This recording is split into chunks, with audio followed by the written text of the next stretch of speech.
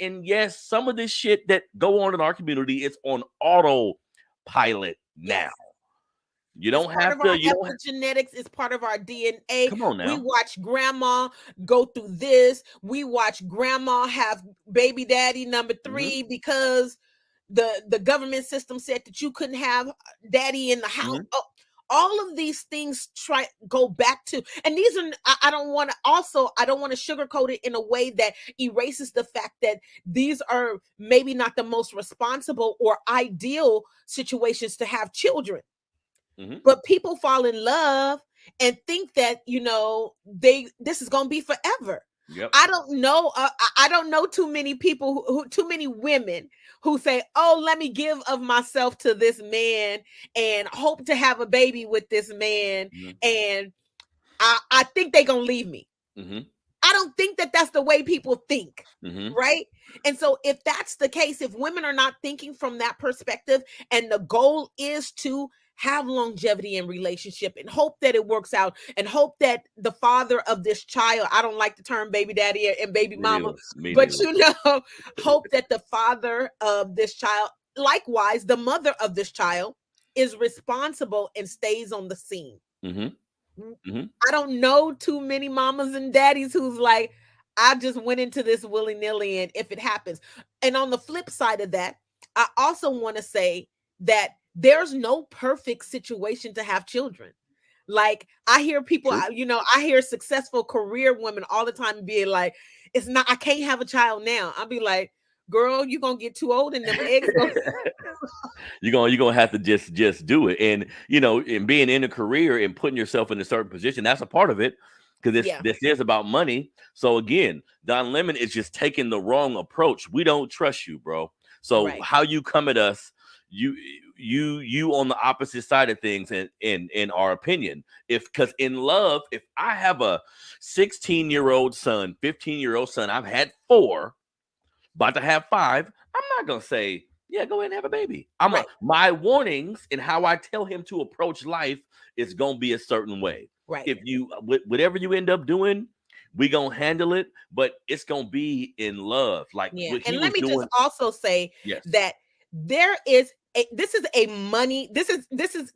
economics. Like, there's money attached to black bodies, creating more black bodies, because at the end of the day, black bodies are going to be employed. The goal of this country is that black bodies are going to be employed in the lower paid jobs. Black bodies are then going to be housed in the prison system, which is a highly competitive, high profit industry, right? Black bodies are going to be the people who built this country, still for free. So there is a commodity. Black bodies are a commodity. So it's almost like Don Lemon is saying, yeah, well, 72% of, babies that are born, they're born to unwed women. You think that the government system is not playing a numbers game and being like, oh, what percentage of those babies is going to be ours at the end of the day? How much money can I make off this child at the end of the day? Please miss me with, the rationalization that we shouldn't procreate, because it happens. Yep. And that's not to even factor in the amount of fathers who don't live with their kids, but are active. And CDC released studies saying that we are the most active. How about that? Homework, we don't hear taking you to the park. Right. He's not celebrating that fact.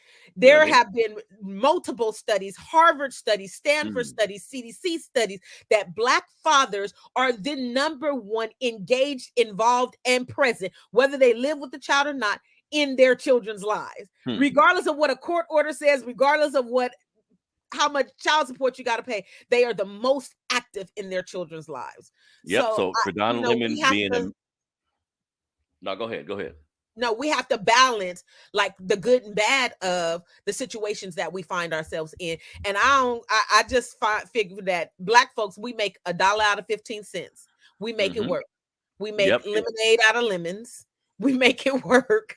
You goddamn right. And for Don Lemon to be a person of his stature, and I know these shows are produced, y'all. I'm not stupid.